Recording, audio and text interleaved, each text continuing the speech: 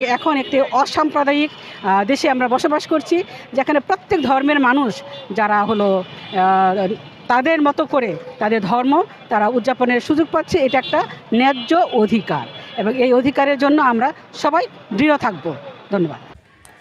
বাংলাদেশ খ্রিস্টান association Easter সানডেতে সরকারি ছুটির দাবিতে প্রেস ক্লাবের সামনে মানববন্ধন কর্মসূচি পালন করেছে। আজকে আমরা ইস্টার সানডে ছুটির জন্য মানববন্ধন করেছি।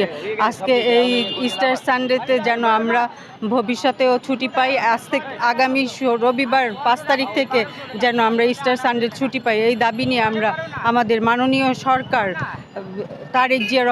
তারেক জিয়ার কাছে দাবি রাখছি যেন ইস্টার সানডেটা আমাদের জন্য ছুটি হয়। কারণ ইস্টার সানডেটা আমাদের জন্য একটা বিশেষ দিন, বড়দিনের চাইতেও ইস্টার সানডেটা আমাদের কাছে বিশেষ দিন। বড়দিন ছিল যিশু খ্রিস্টের জন্মদিন এবং ইস্টার সানডে হচ্ছে যিশু খ্রিস্টের পুনরুত্থিত দিন। যিশু খ্রিস্টের আমাদের মানবের জন্য ক্রুশে মৃত্যুবরণ করেছিলেন আমাদের পাপ থেকে উদ্ধার করার জন্য। আর তিনি 3 দিন পরে আবার পুনরুত্থিত হয়েছেন, সেই দিনটাকেই আমরা ইস্টার সানডে। তাদের দাবি হলো তাদের এটি ধর্মীয় একটা আচার অনুষ্ঠানের দিন, তাই তারা দীর্ঘদিন ধরেই এই ছুটির জন্য দাবি জানিয়ে আসছেন এবং বিগত তত্ত্বাবধায়ক সরকার এবং বিগত আওয়ামী লীগ সরকার আমলেও তারা বারবার এই কর্মসূচি পালন করেছে। এখন পর্যন্ত কোনো সরকারের আমলেই তারা এই সরকার থেকে ছুটি পায় নাই। নতুন সরকারের কাছে আমাদের প্রত্যাশা যেন বিশেষ করে আমাদের এই খ্রিস্টান সম্প্রদায়, যেহেতু এটা একটা অসাম্প্রদায়িক বাংলাদেশ, এই দেশে আমাদের কোনো ভেদাভেদ থাকবে না।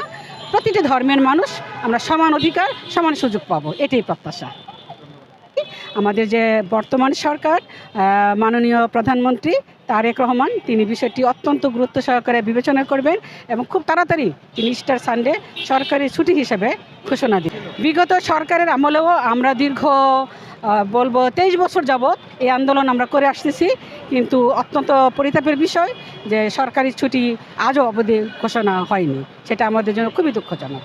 আশা করি এইবার আমরা অত্যন্ত আশাবাদী, কারণ এখন একটি অসাম্প্রদায়িক দেশে আমরা বসবাস করছি, যেখানে প্রত্যেক ধর্মের মানুষ যারা হলো তাদের মতো করে তাদের ধর্ম তারা উদযাপনের সুযোগ পাচ্ছে। এটা একটা ন্যায্য অধিকার এবং এই অধিকারের জন্য আমরা সবাই দৃঢ় থাকব। ধন্যবাদ। এবং দীর্ঘ 17 বছর পর যেহেতু একটি নতুন সরকার, গণতন্ত্র সরকার, জনগণের ভোটে সরকার প্রতিষ্ঠিত হয়েছে, তাই তারা জনাব তারেক রহমানের কাছে